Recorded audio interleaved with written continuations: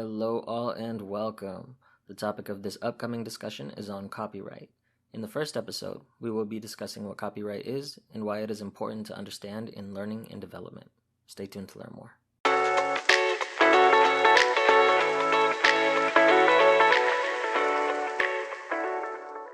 Today, we're talking with Amy about copyright law, and its role in instructional design.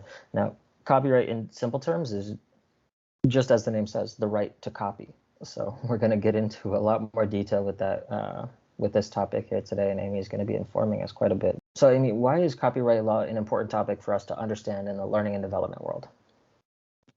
I mean, copyright law it's very important for us because, if we infringe on a copyright or we infringe on a trademark, when we're dealing with our clients, it puts our company at risk and it puts our client's company at risk. And there are big fines and fees and things that can happen as far as, if you break a copyright. So when we're creating content and we're working with our clients, we have to understand the laws that surround what content we're allowed to use or reuse, what we can change, what we can't change.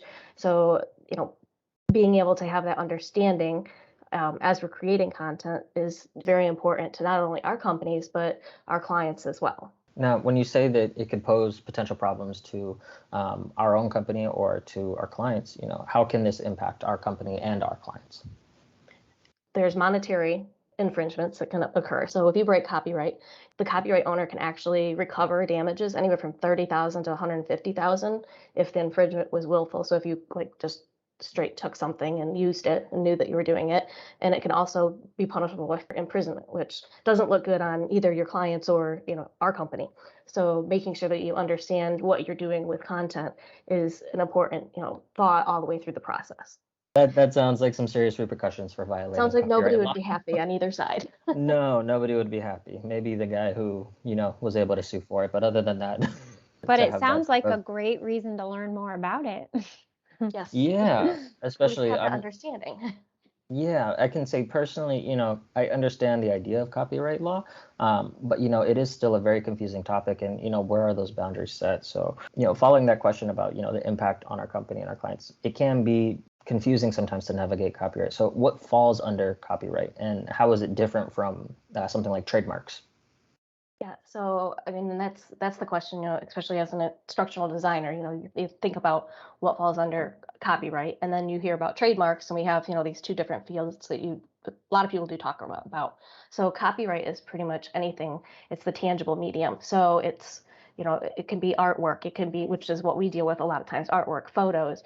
It can be, you've got sound recordings, music, written works, visual works. When on the other hand, we have trademark, which is going to be more of like your branding and your logos and things like that. So, when we start looking at those two things, so if we're taking, a photo and we want to use it in in an instructional design capability, we have to understand, what are the rights that fall behind it? Do we have free reign? Are we able to use this? Do we have permissions to use it?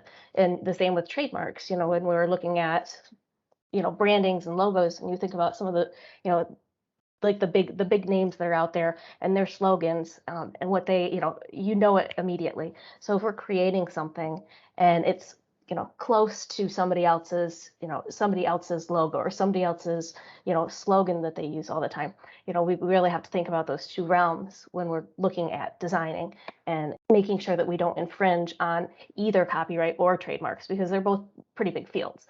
I think the one that we deal with the most is probably the copyright part of it, for our clients, as we're, being instructional designers.